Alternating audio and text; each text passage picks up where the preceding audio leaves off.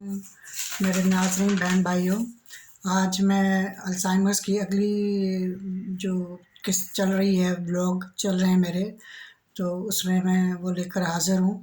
इसमें सब जो मेरी व्लॉग्स हैं वो अल्ज़ाइमर्स के बारे में बातचीत मैंने की है। आज मैं उसकी वजूहात बताऊँगी जो डॉक्टर शिराज़ई हैं, आयशा शिराज़ई और दीन शिराज़ई, उनकी किताब दी अल्ज़ाइमर्स सॉल्यूशन में उन्होंने 4 वजूहात इसकी बताई हैं। सबसे पहले इन्फ्लेमेशन, ये मैं इंग्लिश में ही उन्हीं की जो कोट्स हैं वो बताऊँगी। मेरी उर्दू इतनी ज़्यादा वो मज़बूत नहीं है कि मैं इसके आपको तर्जुमा करके बताऊँ, लेकिन इन्फ्लेमेशन जो है जिस्म में जब कभी कोई कट लगता है, हमारे जिस्म में कोई कट लगता है तो वहाँ एक सुर्ख सा दायरा बन जाता है और मामूली सी सूजन हो जाती है। तो वो जो है वो एक कुदरती अमल है, खून का बहाव उस ज़ख्म की तरफ जाता है तेज़ी से, ताकि जो खून जिस्म से ज़ाया हो रहा है वो ज़्यादा ज़ाया ना हो और वहाँ पे खून की सप्लाई जारी रहे।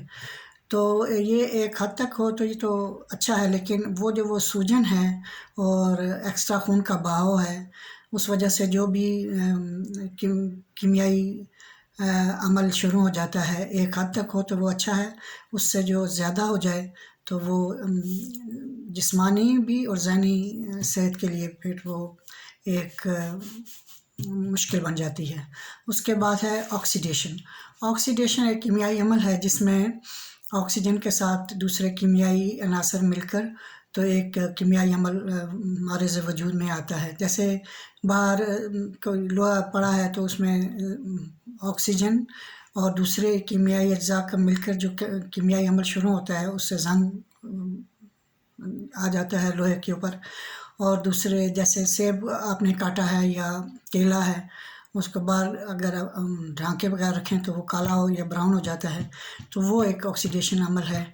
वो भी अपनी मिक़दार से ज़्यादा जो है सेहत के लिए ठीक नहीं है, जिस्मानी ज़हनी सेहत के लिए ठीक नहीं है। उसके बाद लिपिड डिसरेगुलेशन, जो रोगनाई अज्जा हैं, एक हद तक हमारे जिस्म को ज़रूरत हैं, उससे जो इज़ाफ़ी अज्जा हैं, जिसमें सबसे ज़्यादा उन्होंने इस पे ज़ोर दिया है कि जो ये हम लोग कुकिंग ऑयल इस्तेमाल करते हैं, ये बहुत सारे कीमियाई मराहिल से गुज़र के आता है, मतलब तैयार होता है, तो वो फिर हमारे लिए फ़ायदे के बजाय नुकसानदेह है। वही कीमियाई अमल हमारे जिस्म में जाता है।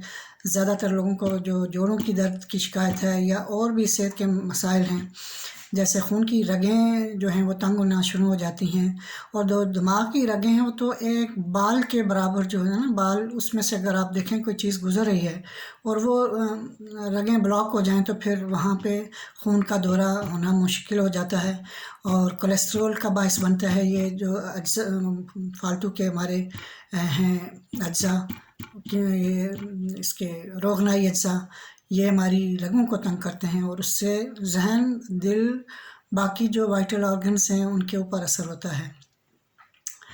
चौथा जो है वो है ग्लूकोज़ डिसरेगुलेशन, जिसकी ग्लूकोज़ यानी शक्कर हमारे जिस्म को ज़रूरत है, तवानाई हर चीज़ जो हम खाते हैं, यानी खीरा भी खाते हैं तो वो हमारे लिए वो मैदे में हाज़मे के दौरान शुगर ही बनता है, शक्कर बनता है। जो भी खाना हम खाते हैं, सोचते हैं कि हम चपाती खा रहे हैं, चावल नहीं खा रहे, तो वो चपाती भी शुगर है, चावल भी शुगर हैं। कोई भी जो हम खाना खाते हैं वो एक अमल के दौरान शुगर में चेंज होता है और फिर वो शुगर जो है तवानाई बन के हमारे जिस्म को मुहैया करती है।